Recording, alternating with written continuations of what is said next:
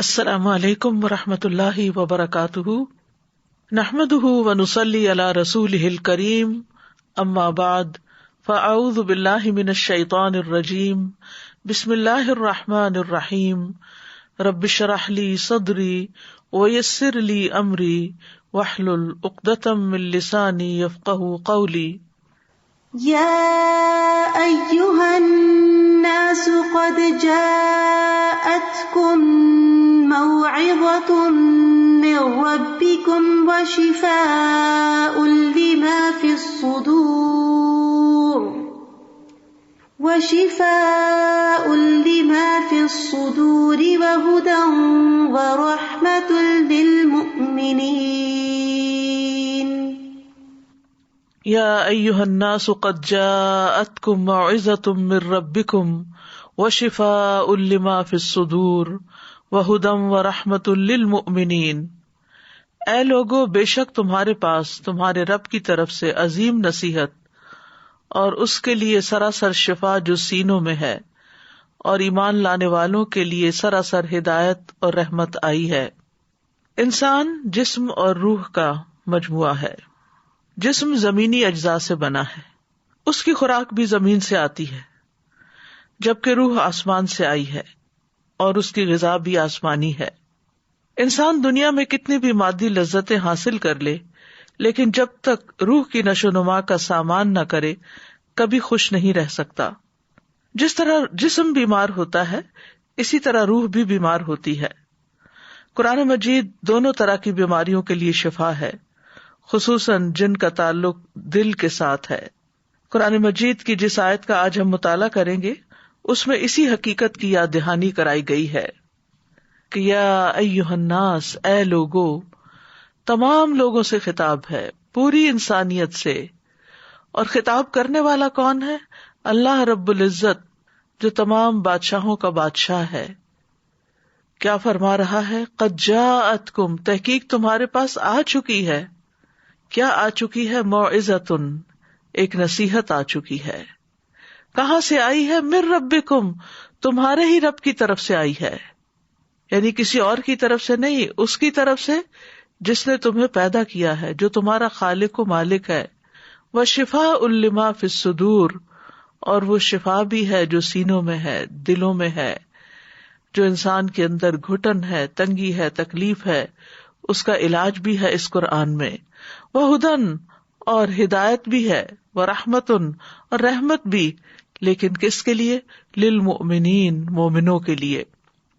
نصیحت اور شفا تو پوری انسانیت کے لیے ہے، اور ہدایت اور رحمت اس کے لیے ہے جو ایمان لائے۔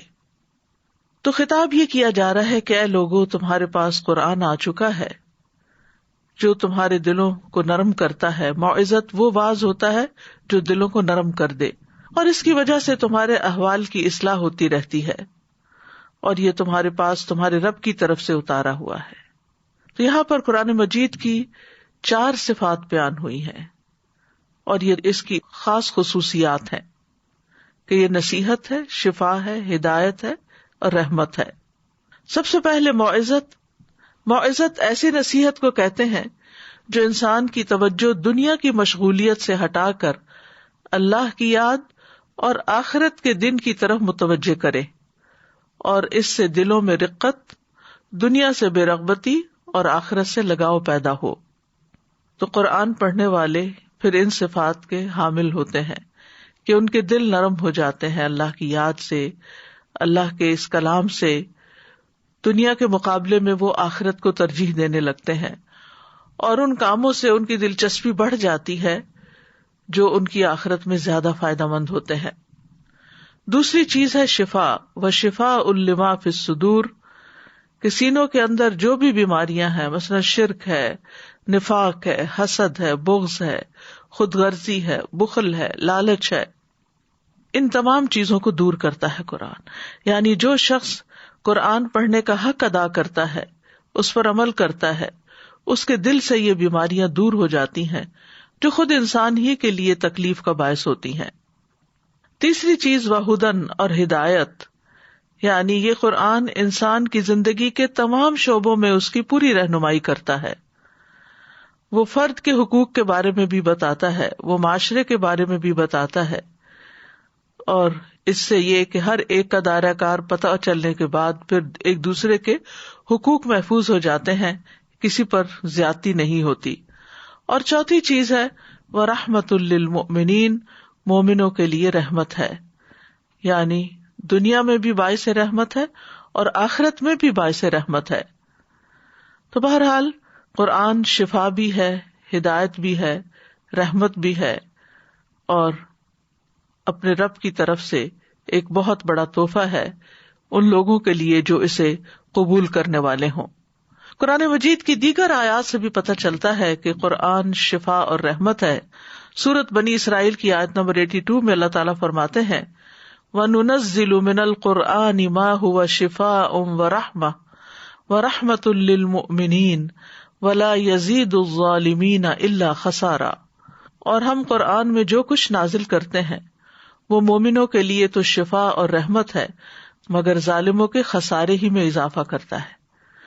مجاہد اور قتادہ کہتے ہیں جو بھی قرآن کے ساتھ مجلس اختیار کرتا ہے تو جب وہ اٹھ کر جاتا ہے تو یا وہ اضافے کے ساتھ اٹھتا ہے یا کمی کے ساتھ اٹھتا ہے۔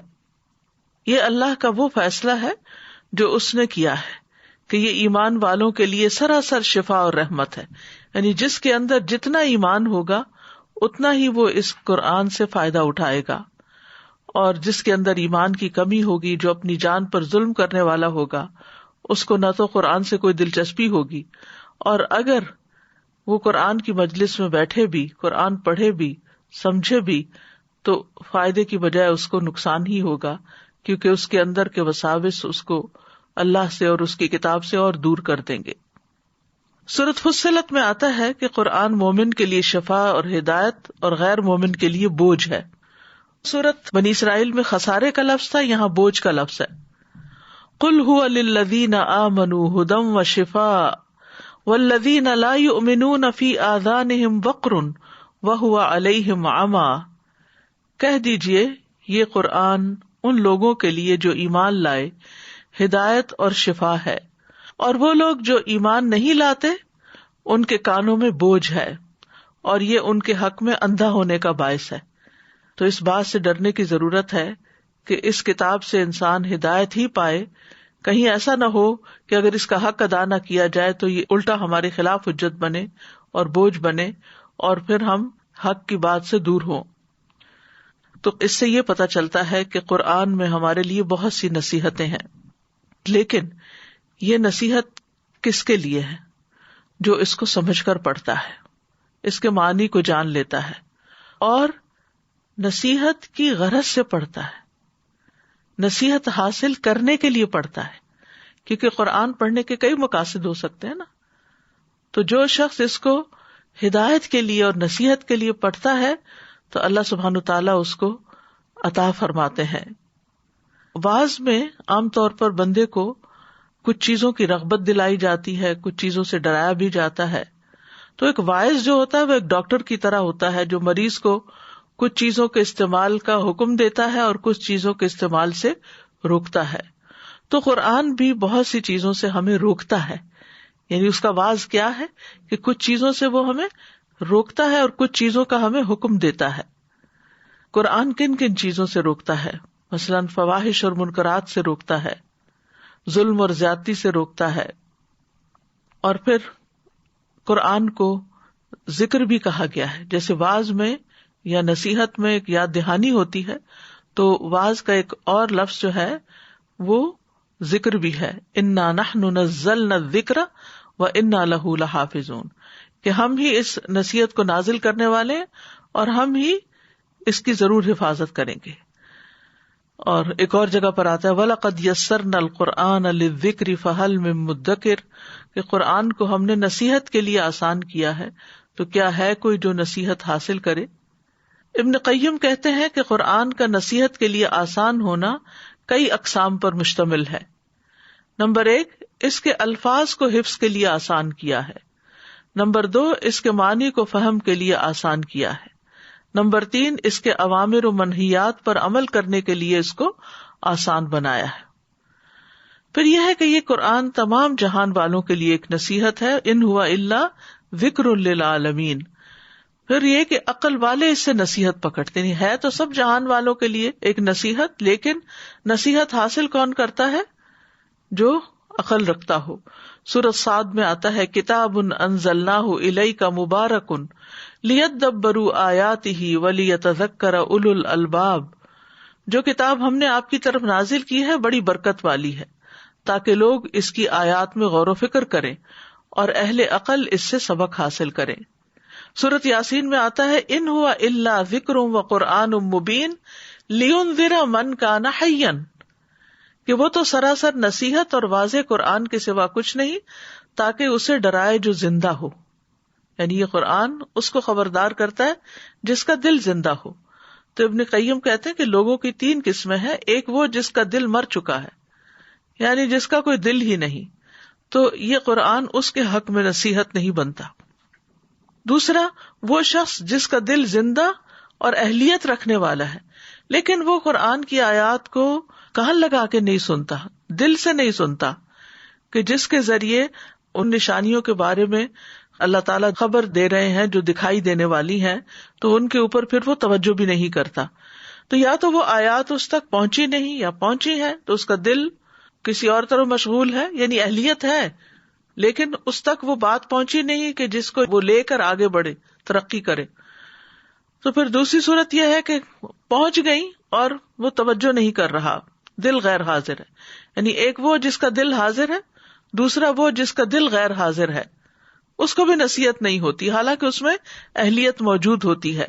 اور تیسرا وہ شخص ہے جس کا دل بھی زندہ ہے اور اہلیت بھی رکھتا ہے، اور جب اس پر آیات تلاوت کی جاتی ہیں تو وہ اپنے کان لگاتا ہے اور اپنے دل کو حاضر کرتا ہے، اور جو کچھ وہ سن رہا ہوتا ہے وہ اسی کی طرف متوجہ ہوتا ہے، ادھر ادھر نہیں اس کا دل بھٹکتا.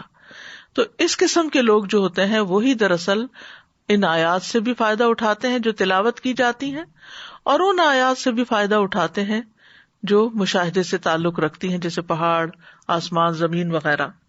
پھر اسی طرح یہ ہے کہ اس سے یہ بھی پتہ چلتا ہے کہ جو علم حاصل کرتا ہے اور توجہ سے حاصل کرتا ہے وہی اس قرآن سے فائدہ اٹھاتا ہے. وَتِلْكَ الْأَمْثَالُ نَضْرِبُهَا لِلنَّاسِ وَمَا يَعْقِلُهَا إِلَّا الْعَالِمُونَ. یہ مثالیں جو ہم لوگوں کے لیے بیان کرتے ہیں انہیں صرف جاننے والے ہی سمجھتے ہیں. ابن قیم کہتے ہیں کہ جو کوئی قرآن سے رہنمائی حاصل کرنا چاہتا ہے اسے چاہیے کہ قرآن میں غور و فکر اور تدبر کرے. ابن تیمیہ بھی یہی کہتے ہیں کہ جو کوئی رہنمائی حاصل کرنے کے لیے قرآن میں تدبر کرتا ہے تو حق کا راستہ اس پر واضح ہو جاتا ہے. اور انہوں نے 2 شرائط بتائی ہیں کہ تدبر اور ہدایت کی تلاش ہو تب انسان کو نصیحت حاصل ہوتی ہے. یعنی کچھ لوگ تدبر تو کرتے ہیں لیکن ان کا مقصد صرف باتیں کرنا ہے یا اس میں غور و فکر کرنا ہے یا اس کے نئے نئے پہلو نکالنا، لیکن وہ عمل کی نیت سے نہیں لیتے اس کو. وہ محض قرآن کے معنی جاننا چاہتے ہیں، اس سے ہدایت حاصل نہیں کرنا چاہتے اور اس کو اپنے لیے مشعل راہ نہیں بنانا چاہتے کہ جس کی روشنی میں پھر وہ سیدھے راستے پہ چل سکیں. تو جب آپ قرآن میں غور کریں، تدبر کریں تو ساتھ ہی اسے ہدایت کی نظر سے پڑھیں، یعنی وہ تدبر ہدایت کی نظر سے ہو اور پھر اس کو اپنے لیے مشعل راہ بنایا جائے، تو اس طرح انشاءاللہ ہدایت ملے گی. قرآن مجید کے نصیحت کے انداز کیا ہیں؟ اس میں نمبر 1 خوشخبری دینا، نمبر 2 ڈرانا. یعنی نصیحت کے لیے وہ خوشخبری بھی دیتا ہے اور ڈراتا بھی. اور آپ یہ غور کریں گے قرآن پڑھتے ہوئے کہ جہاں خوشخبری کی بات آئی ہے وہاں عذاب کی بات بھی آئی ہے، اور جہاں کہیں عذاب کی بات آئی ہے وہاں خوشخبری کی بات بھی آئی ہے. پھر قرآن کا جو اسلوب ہے اس میں سوال بہت ہے، اس کو اسلوب استفہام کہتے ہیں، کہ سوال کر کے لوگوں کے ذہن کو سوچنے کے لیے مجبور کیا گیا ہے کہ انسان غور و فکر کرے. مثلاً قرآن مجید میں آتا ہے افلا تعقلون، افلا تتفکرون، افلا تتذکرون. کیا تم سمجھتے نہیں؟ کیا تم غور نہیں کرتے؟ کیا تم نصیحت حاصل نہیں کرتے؟ اسی طرح قرآن واقعات کے ذریعے نصیحت کرتا ہے، واقعات کے ذریعے. یعنی اوپر ہم نے جو مین آیت پڑھی اس میں آیا نا کہ یہ تمہارے پاس ایک نصیحت آ گئی ہے، تو نصیحت کس کس انداز میں؟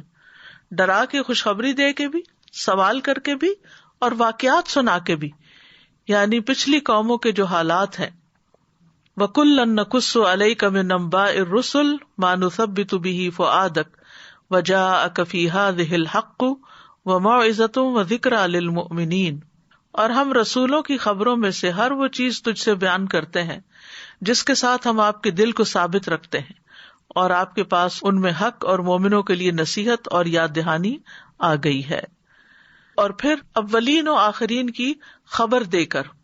تو عبداللہ بن مسعود کہتے ہیں کہ جو شخص علم حاصل کرنا چاہتا ہے اسے چاہیے کہ قرآن میں غور و فکر کرے، اس لیے کہ اس میں پہلے اور پچھلے تمام علوم موجود ہیں، یعنی ہر دور کے مطابق یہ قرآن نصیحت کرتا ہے۔ دوسری صفت جو اس آیت میں بتائی گئی ہے وہ ہے وَشِفَاءٌ لِمَا فِی الصُّدُورِ، کہ قرآن میں شفا ہے۔ ابن قیم کہتے ہیں قرآن سینے کی بیماریوں کے لیے شفا ہے، یہ ان وسوسوں، خیالات اور فاسد ارادوں کو ختم کر دیتا ہے جو شیطان دل میں ڈالتا ہے۔ اور سینے کو خاص کرنے کی وجہ کیا ہے؟ کیونکہ یہ دل اور دیگر اعضاء کا مقام ہے، یعنی سارے اعضاء ہمارے دل کے ساتھ ہی جڑے ہوئے ہیں، اگر دل کو کوئی تکلیف پہنچتی ہے تو سارے اعضاء متاثر ہوتے ہیں۔ تو اس وجہ سے خاص طور پر صدور کا لفظ آیا جو سینوں کے اندر دل کو محفوظ کیا گیا ہے۔ اور حقیقت یہ ہے کہ دل کی لا علاج بیماریوں کی شفا قرآن کے اندر ہے۔ اور ایک دل وہ ہوتا ہے جو ایمان سے آباد ہوتا ہے، علم اور ہدایت کے نور سے بھرا ہوا ہوتا ہے، یہ دل زندہ ہوتا ہے۔ دوسرے وہ دل جو ایمان سے خالی ہوتا ہے اور وحی کے علوم سے خالی ہوتا ہے، تو یہ مردہ دل ہوتا ہے۔ تو دل کے مردہ ہونے کے دو اسباب ہیں، نمبر 1 جہالت اور نمبر 2 تکبر۔ جہالت جو ہے دل اور ایمان اور نور کے درمیان رکاوٹ بن جاتی، اور تکبر انسان کو علم حاصل نہیں کرنے دیتا۔ تو قرآن جہالت کو ختم کرنے کا ذریعہ ہے۔ جب دلوں کی جہالت ختم ہو جاتی ہے تو دل ایمان کے ساتھ لہلہانے لگتے ہیں، قرآن سے منور ہو جاتے ہیں، روشن ہو جاتے ہیں۔ تو قرآن میں جو شفا ہے وہ 3 طرح سے ہوئی۔ ایک یہ کہ گمراہی سے شفا کیونکہ اس میں ہدایت ہے، دوسرے بیماری سے شفا کیونکہ اس میں برکت ہے، اور تیسرے فرائض اور احکام کو معلوم کرنے کے بارے میں شفا کیونکہ اس میں ہر چیز کی وضاحت ہے۔ کیونکہ انسان یہ کہ پتہ نہیں چلتا کہ اللہ کو کیسے راضی کریں، کون سے کام کریں کون سے نہ کریں، تو قرآن اس کی خوب تفصیل بتا دیتا ہے۔ اور ویسے عمومی طور پر شک، تکبر، حسد، نفاق، بغض، ہم و غم، ان جیسی بیماریوں کے لیے شفا ہے۔ یہ چیزیں انسان کو جو عام طور پر بے چین رکھتی ہیں، جب انسان قرآن کے ساتھ غور و فکر کے ساتھ معاملہ کرتا ہے، اس کو سمجھتا ہے، تو یہ چیزیں بہت چھوٹی معلوم ہوتی ہیں، بہت پیٹی لگتی ہے کہ یہ میں اپنے دل میں کیا کسی کے بارے میں بات لے کے بیٹھی ہوئی ہوں، یہ تو کوئی مسئلہ ہی نہیں جس کو میں مسئلہ سمجھے ہوئے ہوں، مسائل تو اس سے کہیں زیادہ بڑے ہیں۔ اور حقیقت یہ ہے کہ قرآن انسان کو آخرت کی فکر لگا دیتا ہے، اور جب انسان کو آخرت کی فکر لگ جاتی ہے تو دنیا کے مسائل اور دنیا کے ہم و غم بہت چھوٹے ہونے لگتے ہیں۔ اور حقیقت ہے قرآن اپنے الفاظ اور اپنے معنی اور اپنے مفہوم کے اعتبار سے دلوں پہ اثر رکھتا ہے۔ اگر صرف اس کی خوبصورت انداز سے تلاوت ہی کی جائے تو وہ بھی ایک مرہم کا کام دیتی ہے۔ اسی طرح قرآن کے ذریعے اگر کسی کو نصیحت کی جائے تو وہ بھی دل پہ اثر کرتی ہے۔ تو اس کی نصیحت سے بڑی نصیحت کسی کی نہیں، اس کی نصیحت سے زیادہ قوی نصیحت کسی کی نہیں۔ اور جو شخص قرآن کے بغیر کسی اور چیز پر انحصار کر لیتا ہے وہ گمراہ ہو جاتا ہے، اور جو قرآن سے نصیحت حاصل نہیں کرتا اس کے لیے اور کوئی نصیحت کرنے والا نہیں ہو سکتا۔ یعنی جو اللہ کی نہیں مانتا پھر وہ اور کسی کی کیا مانے گا۔ روحانی بیماریوں میں عام طور پر جیسے نظر، حسد وغیرہ، جادو یا جنات کا اثر، اس طرح کی چیزیں عمومی طور پر لوگ ان کا شکار ہو جاتے ہیں اور ان کی وجہ سے پریشان رہتے ہیں۔ تو قرآن مجید کی تلاوت کرنے سے، خاص طور پر سورۃ الفاتحہ کی تلاوت کرنے سے ایسی بیماریوں کا علاج ہوتا ہے۔ لیکن اس کا یہ مطلب نہیں کہ قرآن صرف روحانی بیماریوں کا علاج ہے، قرآن جسمانی بیماریوں کے لیے بھی شفا کا باعث ہے، اور قرآن میں ہر بیماری کا علاج موجود ہے۔ ابن قیم کہتے ہیں دلوں اور جسموں کی بیماریوں میں سے کوئی بیماری ایسی نہیں جس کا علاج اور اس کے سبب کی طرف رہنمائی کا ذریعہ قرآن میں موجود نہ ہو، بلکہ امام قرطبی تو کہتے ہیں کہ قرآن کے ہر حرف میں شفا ہے۔ وَنُنَزِّلُ مِنَ الْقُرْآنِ مَا هُوَ شِفَاءٌ وَرَحْمَةٌ، اور ہم قرآن میں جو کچھ بھی نازل کرتے ہیں وہ مومنوں کے لیے شفا اور رحمت ہے. یعنی اس کا مطلب یہ ہے کہ ہم نے قرآن کو بطور شفا نازل کیا ہے، کیونکہ اس میں موجود ہر حرف شفا دیتا ہے، اور قرآن سے شفا حاصل کرنا صرف اس کے بعض حصے کے ساتھ ہی مخصوص نہیں، پورا قرآن ہی شفا ہے. یعنی بعض اوقات لوگ صرف ایک ہی چیز کو لے لیتے ہیں اور باقی کو نہیں لیتے، تو اس میں یہ کہ پورا ہی قرآن شفا ہے، کیونکہ کسی بھی قسم کی بیماری رب کے کلام کا مقابلہ نہیں کر سکتی، اس کے آگے نہیں ٹھہر سکتی، کیونکہ یہ وہ کلام ہے اگر پہاڑوں پر نازل ہو جاتا تو اس کے ٹکڑے ٹکڑے ہو جاتے. لیکن اس کے لیے انسان کو یقین چاہیے کہ یقینی طور پر شفا قرآن کے اندر ہے. یعنی اس سے شفا کی اہلیت نہیں رکھتا کوئی مگر یہ کہ جس کو یہ توفیق ہو کہ وہ اس پر یقین کرے کہ یہ اللہ کا کلام ہے اور اس کے مقابلے میں کوئی بھی چیز ٹھہرتی نہیں. اور قرآن کے علاوہ کسی دوسرے کلام میں شفا نہیں کہ اگر کوئی کہ شعر و شاعری میں شفا ہے یا اور کسی کے کلام میں، تو ایسا نہیں. ابو نصر رملی کہتے ہیں ہم مکہ میں فضیل بن ایاس کے پاس آئے، ہم نے انہیں درخواست کی کہ ہمیں علم لکھوائیں، تو انہوں نے کہا کہ تم نے اللہ کی کتاب کو ضائع کر دیا ہے اور تم فضیل اور سفیان بن عیینہ کے کلام کو طلب کرتے ہو. بس اگر تم خود کو اللہ کی کتاب کے لیے فارغ کر لیتے تو جو کچھ تم چاہتے ہو تم اس قرآن میں اس کی شفا پا لیتے. یعنی سب سے پہلے اور سب سے اہم علم جو حاصل کرنا چاہیے وہ قرآن کا ہے، جو انسان کے لیے دنیا اور آخرت کی سعادت کا باعث ہے، اور اس کے بعد دوسری چیزوں کو اہمیت دے یا توجہ دے. کیونکہ اگر کسی کو قرآن سے فائدہ نہیں پہنچتا یا قرآن کی حکمتیں اگر کسی نے نہیں جانی تو پھر دنیا کے باقی علوم کے بارے میں تو یہ پتہ ہی نہیں کہ ان کے اندر کتنی صداقت ہے اور کتنی حقیقت ہے، کیونکہ اصل حقیقت تو قرآن ہی بتاتا ہے.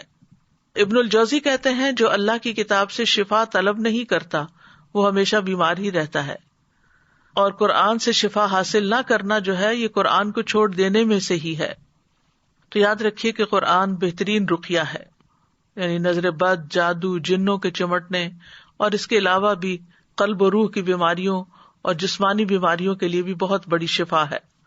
حضرت عائشہ سے مروی ہے کہ رسول اللہ صلی اللہ علیہ وسلم ان کے پاس تشریف لائے تو ایک عورت ان کا علاج کر رہی تھی یا ان کو دم کر رہی تھی، تو آپ نے فرمایا کتاب اللہ یعنی قرآن مجید کے ساتھ اس کو دم کرو، اس کا علاج کرو. جب نبی صلی اللہ علیہ وسلم کو مرض الموت لاحق ہوا تو نبی صلی اللہ علیہ وسلم کے لیے حضرت عائشہ معوذات پڑھتی تھی اور آپ کے ہاتھوں پہ پھونک مارتی اور پھر آپ کے ہاتھوں کو جسم پر پھیر دیتی تھی. پھر اسی طرح یہ ہے کہ قرآن کے کچھ حصے جو ہیں جیسے سورۃ الفاتحہ ہے تو اس کا نام ہی الشفا ہے، یعنی سورۃ فاتحہ خاص طور پر شفا دینے والی ہے کیونکہ اس میں اللہ سبحانہ تعالیٰ سے مدد مانگی جاتی ہے، ایاک نعبد و ایاک نستعین. پھر اسی طرح سورۃ البقرہ میں بھی شفا ہے. ابو امامہ کہتے ہیں میں نے رسول اللہ صلی اللہ علیہ وسلم کو یہ فرماتے ہوئے سنا کہ سورۃ البقرہ پڑھا کرو کیونکہ اس کا پڑھنا باعث برکت ہے اور اس کا چھوڑنا باعث حسرت ہے، اور جادوگر اس کو حاصل کرنے کی طاقت نہیں رکھتے. پھر اس آیت سے یہ بھی پتہ چلتا ہے کہ قرآن ہدایت ہے. شہر رمضان الذی انزل فیہ القرآن ھدی للناس وبینات من الھدی والفرقان. رمضان کا مہینہ وہ ہے جس میں قرآن نازل کیا گیا ہے جو لوگوں کے لیے سراسر ہدایت اور حق و باطل میں فرق کرنے کی واضح دلیلیں ہیں. پھر اسی طرح سورۃ بنی اسرائیل میں آتا ہے کہ یہ قرآن سب سے زیادہ درست رستے کی طرف انسان کی رہنمائی کرتا ہے. ان ھذا القرآن یہدی للتی ہی اقوم ویبشر المؤمنین الذین یعملون الصالحات ان لہم اجرا کبیرا. بلا شبہ یہ قرآن اس راستے کی ہدایت دیتا ہے جو سب سے سیدھا ہے، اور ان ایمان والوں کو جو نیک عمل کرتے ہیں بشارت دیتا ہے کہ ان کے لیے بہت بڑا اجر ہے. تو اس سے یہ پتہ چلتا ہے کہ اگر کوئی شخص واقعی ہدایت کا، سیدھے رستے کا، حق کا متلاشی ہے تو اس کو قرآن پڑھنا چاہیے، قرآن کو سمجھنا چاہیے. پھر اسی طرح یہ کہ یہ سلامتی کی راہیں دکھانے والی کتاب ہے. قرآن مجید میں آتا ہے قد جاءکم من اللہ نور و کتاب مبین یہدی بہ اللہ من اتبع رضوانہ سبل السلام. سورۃ المائدہ کی آیات ہیں جن کا مطلب ہے بے شک تمہارے پاس اللہ کی طرف سے ایک روشنی اور واضح کتاب آئی ہے جس کے ساتھ اللہ ان لوگوں کو جو اس کی رضا کے پیچھے چلے سلامتی کے راستوں کی ہدایت دیتا ہے. پھر اسی طرح یہ ہے کہ یہ کتاب زندگی کے تمام معاملات میں رہنمائی دیتی ہے، بشرطے کہ انسان رہنمائی کی غرض سے اس کی طرف رجوع کرنے والا ہو. قرآن مجید میں آتا ہے وَنَزَّلْنَا عَلَيْكَ الْكِتَابَ تِبْيَانًا لِكُلِّ شَيْءٍ وَهُدًى وَرَحْمَةً وَبُشْرَى لِلْمُسْلِمِينَ، اور ہم نے جو تجھ پر کتاب نازل کی اس حال میں کہ ہر چیز کا واضح بیان ہے. یعنی آپ زندگی کے کسی بھی مسئلے کے بارے میں اس سے رہنمائی حاصل کرنا چاہیں، اس کو پڑھتے چلے جائیں، آپ رہنمائی پا جائیں گے. امام شافعی کے بارے میں آتا ہے کہ انہوں نے ایک مسئلے کی تحقیق میں 300 بار قرآن کا مطالعہ کیا، 300 بار اس کو پڑھا، جب جا کر ان کو ایک آیت ملی جس چیز کی وہ تلاش میں تھے اس کا بھرپور جواب تھا. لیکن ہم عام طور پر ایک تھوڑا سا حصہ پڑھ لیتے ہیں، کہیں سے پڑھ لیتے ہیں، پھر کہتے ہیں کچھ سمجھ نہیں آ رہی، پھر چھوڑ دیتے ہیں. نہیں، پڑھتے رہیں اور بار بار پڑھتے رہیں. آپ دیکھیں گے کہ آپ کو اپنے مسائل کا، چاہے وہ کسی بھی قسم کے ہوں، ان کا حل آپ کو قرآن میں مل جائے گا. لیکن اس کے لیے جلدی نہ کریں، اس کے لیے وقت نکالیں. پھر صحیح مسلم میں آتا ہے کہ قرآن میں ہدایت اور نور ہے. زید رضی اللہ عنہ سے مروی ہے کہ رسول اللہ صلی اللہ علیہ وسلم نے فرمایا آگاہ رہو اے لوگو، میں ایک انسان ہوں، قریب ہے کہ میرے رب کا بھیجا ہوا میرے پاس آئے تو میں اسے قبول کر لوں، یعنی موت کے فیصلے کو. اور میں تم میں 2 بھاری چیزیں چھوڑے جا رہا ہوں. ان میں سے پہلی اللہ کی کتاب ہے جس میں ہدایت اور نور ہے، تو تم اللہ کی کتاب کو پکڑے رکھو اور اس کے ساتھ مضبوطی سے جڑے رہو. اور آپ نے اللہ کی کتاب پر بہت زور دیا اور اس کی خوب رغبت دلائی. پھر آپ نے فرمایا دوسری چیز میرے اہل بیت ہیں، میں تم لوگوں کو اپنے اہل بیت کے بارے میں اللہ کی یاد دلاتا ہوں، میں تم لوگوں کو اپنے اہل بیت کے بارے میں اللہ کی یاد دلاتا ہوں، میں تم لوگوں کو اپنے اہل بیت کے بارے میں اللہ کی یاد دلاتا ہوں. یہ بات آپ نے 3 بار فرمائی. پھر اسی طرح یہ ہے کہ یہ گمراہی سے بچانے والی کتاب ہے. نبی صلی اللہ علیہ وسلم نے فرمایا اللہ عز و جل کی کتاب ہی اللہ کی رسی ہے، جو اس کی پیروی کرے گا وہ ہدایت پر رہے گا اور جو چھوڑ دے گا وہ گمراہی پر رہے گا. جیسے کہ ایک اور حدیث سے پتہ چلتا ہے کہ یہ اللہ کی رسی ہے، اس کا ایک سرا اللہ کے ہاتھ میں ہے اور دوسرا بندے کی طرف ہے. اب اگر بندہ دوسرے سرے کو پکڑ لے گا، یعنی قرآن کو مضبوطی سے تھام لے گا، تو یقیناً وہ اللہ کا قرب حاصل کرے گا اور اللہ سبحانہ تعالیٰ کے رستے پر ہی چلے گا. پھر اسی طرح یہ شیاطین کی گمراہی سے بچانے کا ذریعہ ہے. عبداللہ فرماتے ہیں بے شک اس سیدھے رستے پر آمد و رفت رہتی ہے، یہاں شیطان آتے رہتے ہیں اور بلند آواز سے کہتے ہیں اے اللہ کے بندے اس دوسرے رستے پہ آ جاؤ. بس تم اللہ کی رسی کو مضبوطی سے تھام لو اور بے شک قرآن اللہ کی رسی ہے. یعنی جب انسان کے دل میں یہ خیالات یا وسوسے آنے لگے کہ اس کام کو چھوڑ کر کچھ اور کر لیا جائے، تو عبداللہ بن مسعود کی یہ نصیحت یاد رکھیں کہ تم اللہ کی رسی کو مضبوط تھام لو، بے شک قرآن ہی اللہ کی رسی ہے، یعنی اس کو نہیں چھوڑنا. پھر اسی طرح قرآن کی تعلیم کی بدولت انسان کو روشنی اور فرقان ملتا ہے، حق و باطل میں فرق کرنے کی صلاحیت ملتی ہے، صحیح اور غلط کی پہچان ملتی ہے. سورۃ الطلاق میں آتا ہے رسولا یتلو علیکم آیات اللہ مبینات لیخرج الذین آمنوا وعملوا الصالحات من الظلمات الی النور. ایک ایسا رسول جو تمہیں اللہ کی واضح آیات پڑھ کر سناتا ہے تاکہ ایمان لانے والوں اور نیک عمل کرنے والوں کو تاریکیوں سے نکال کر روشنی کی طرف لائے. تو چاہے غموں کا اندھیرا ہو یا جہالت کا اندھیرا ہو، کفر کا اندھیرا ہو یا نفاق کا اندھیرا ہو، کسی بھی طرح کا غم دل پہ چھائے، فکر اور پریشانی چھائے، تو پھر کیا کرنا چاہیے؟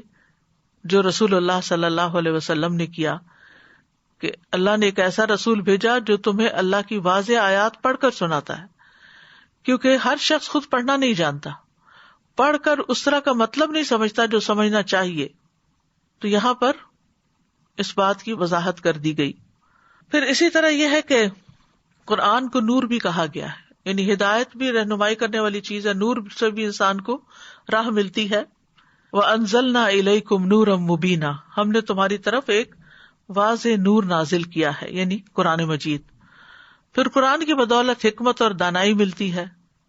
کعب رضی اللہ عنہ کہتے ہیں قرآن کو لازم پکڑ لو کیونکہ وہ عقل کی تیزی، حکمت کی روشنی اور علم کا سر چشمہ ہے، اور رحمان کی طرف سے نازل ہونے والی کتابوں میں سب سے نئی کتاب ہے۔ اللہ نے تورات میں یہ بات فرمائی ہے، اے محمد میں تم پر جدید تورات نازل کروں گا جو نابینا آنکھوں، بہرے کانوں اور غفلت میں پڑے ہوئے دلوں کو کھول دے گی۔ تو اس سے یہ بھی پتہ چلتا ہے کہ اس سے انسان بہتر دیکھنے لگتا ہے، صرف فزیکلی نہیں بلکہ چیزوں کی حقیقت، لوگوں کی حقیقت، دنیا کی حقیقت سمجھ میں آنے لگتی ہے۔ اور اسی طرح یہ کہ انسان کے سننے کا انداز بدل جاتا ہے۔ پہلے وہ صرف اپنی پسند کی سننا چاہتا ہے، لیکن قرآن پڑھنے کے بعد اس کے اندر یہ وسعت بھی آ جاتی ہے کہ وہ اپنے علاوہ دوسروں کی بھی سنے، اور ہر اچھی بات کو سننے کا وہ شوقین ہو جاتا ہے۔ پھر اسی طرح غفلت میں پڑے ہوئے دلوں کو کھول دیتی ہے۔ تو یہ بھی بہت ضروری ہے کہ ہم جب پڑھیں تو دل کے ساتھ پڑھیں تاکہ دل کی غفلت دور ہو۔ قرآن گناہوں سے بچانے کا ذریعہ بھی ہے، یعنی صرف ہدایت کی راہ، عمل کی راہ نہیں دکھاتا بلکہ گمراہ ہونے سے بچاتا بھی ہے، گناہوں سے بچاتا بھی ہے۔ تو قرآن کو ہدایت کی غرض سے پڑھنا چاہیے کہ اس سے رہنمائی حاصل کریں۔ حسن بصری کہتے ہیں قرآن اس لیے نازل کیا گیا تاکہ اس پر غور و فکر کیا جائے اور اس پر عمل کیا جائے، لیکن لوگوں نے محض اس کی تلاوت کو اپنا عمل بنا لیا ہے۔ وہ سمجھتے ہیں کہ ہم تلاوت کر رہے ہیں تو ہم اس کا حق ادا کر رہے ہیں۔ تو نزول قرآن کا مقصد صرف تلاوت نہیں ہے، یعنی قرآن اللہ نے صرف اس لیے نہیں نازل کیا کہ بس ایک دوسرے کا مقابلہ کرو کہ میں نے رمضان میں 7 قرآن ختم کر لیے اور میں نے اتنا پڑھ لیا ہے۔ ٹھیک ہے، نبی صلی اللہ علیہ وسلم سے ثابت ہے کہ آپ ہر رمضان میں جتنا نازل ہوتا تھا اتنا جبریل علیہ السلام کے ساتھ دور کیا کرتے تھے، اور آخری سال آپ نے 2 دفعہ کیا۔ ٹھیک ہے، آپ 2 دفعہ ضرور پڑھیں، مثلاً تراویح میں پڑھ لیں اور 1 دفعہ دیکھ کے ویسے بیٹھ کے پڑھ لیں۔ اگر آپ حافظ ہیں تو آپ اس سے بھی زیادہ پڑھ سکتے ہیں، اٹھتے بیٹھتے چلتے پھرتے آپ اپنے کاموں کے ساتھ ساتھ اپنا قرآن دہرا سکتے ہیں۔ خوش قسمت ہے وہ لوگ جن کو اللہ نے یہ صلاحیت بخشی ہے۔ لیکن یہ یاد رکھا جائے کہ قرآن صرف تلاوت کے لیے نہیں آیا کہ ہم اسی کے ہی ہو کر رہ جائیں یا اسی میں ہی کھو جائیں۔ قرآن تو ہمیں ہدایت دینے کے لیے آیا۔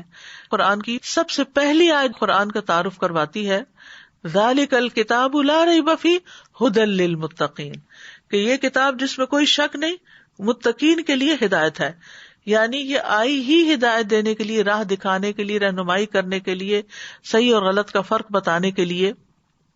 اور پھر جتنا جتنا انسان اس میں تدبر کرتا جاتا ہے اتنا ہی اس کو رہنمائی بہتر طور پر ملتی جاتی ہے، کیونکہ قرآن پر تدبر سے ہی ہدایت ملتی ہے۔ ابن تیمیہ کہتے ہیں من تدبر القرآن طالب الہدی منہ تبین لہ طریق الحق، جو ہدایت کی غرض سے، ہدایت کی نیت سے قرآن میں تدبر کرتا ہے اس کے لیے حق کا راستہ واضح ہو جاتا ہے، اور جو تدبر نہ کرے ان کی مذمت بھی کی گئی ہے۔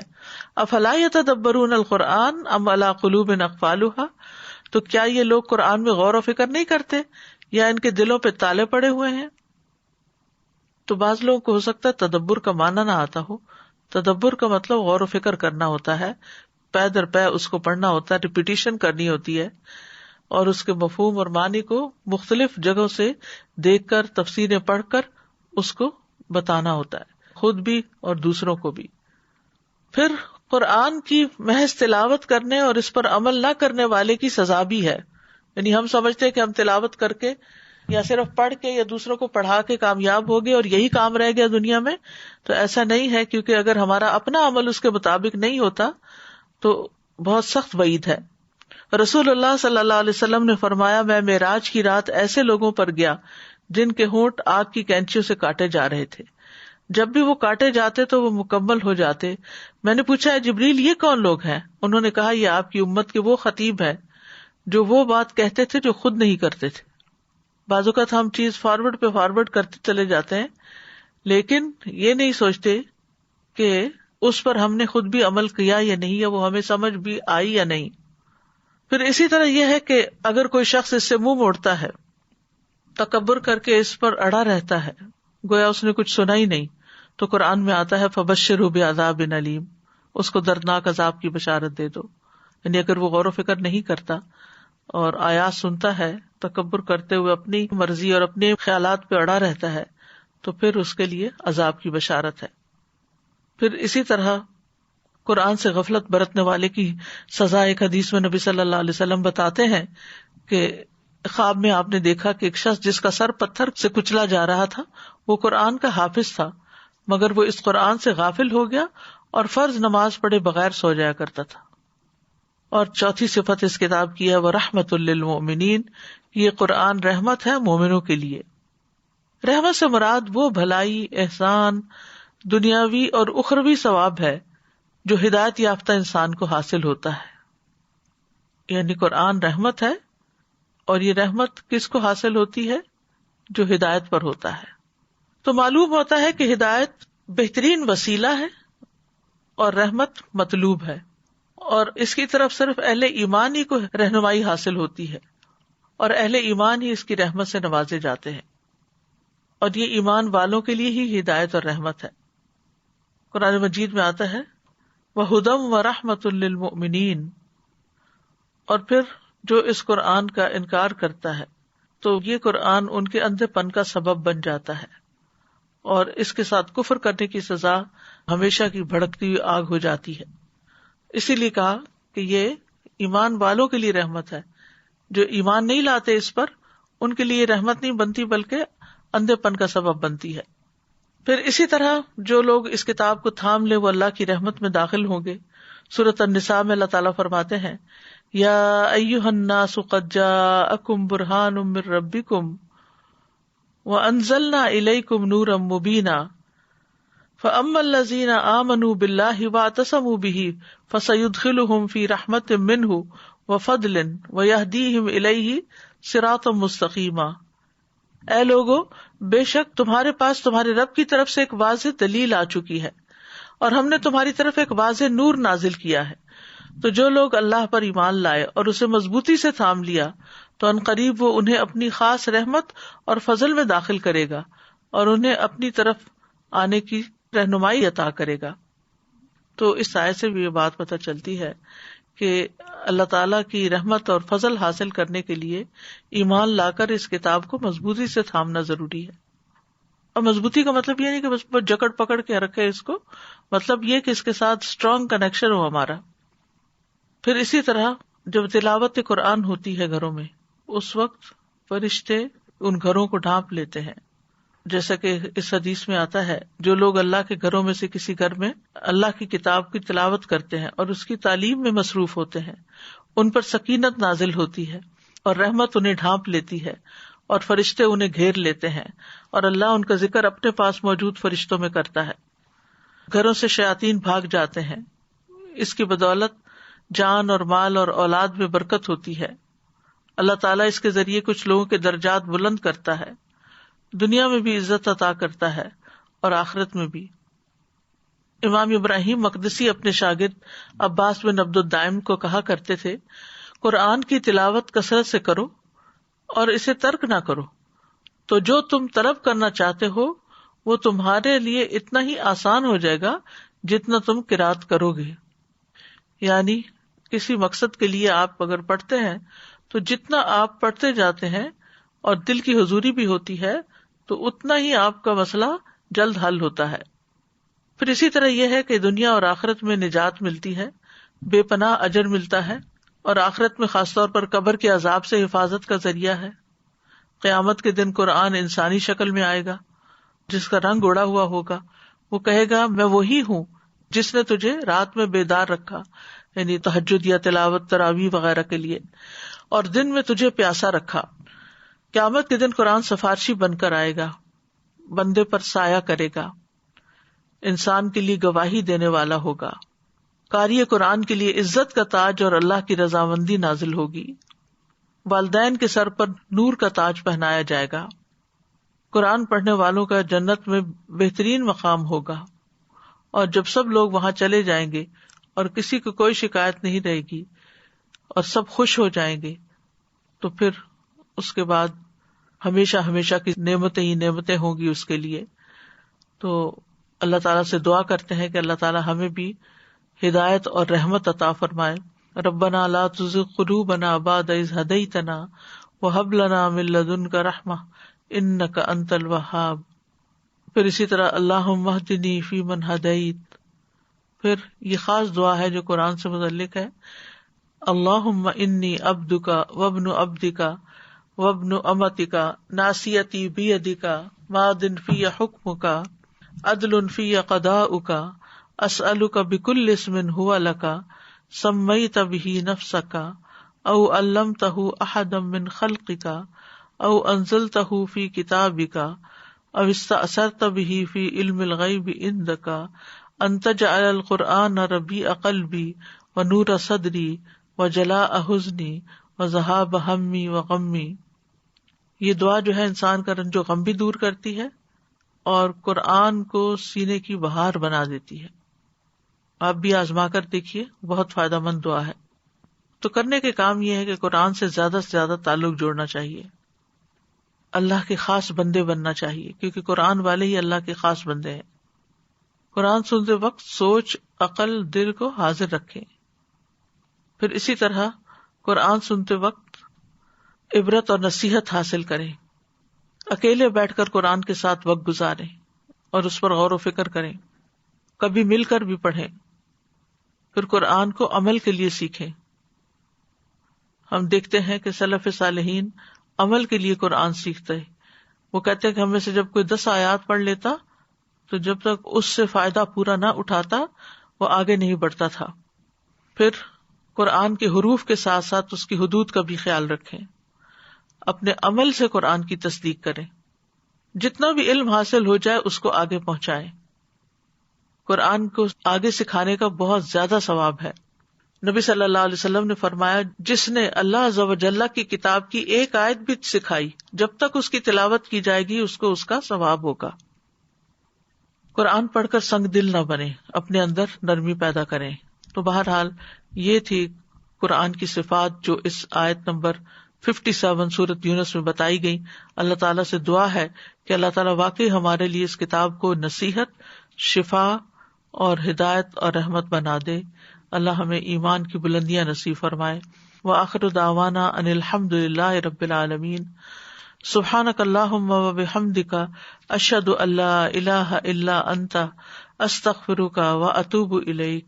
السلام علیکم ورحمۃ اللہ وبرکاتہ۔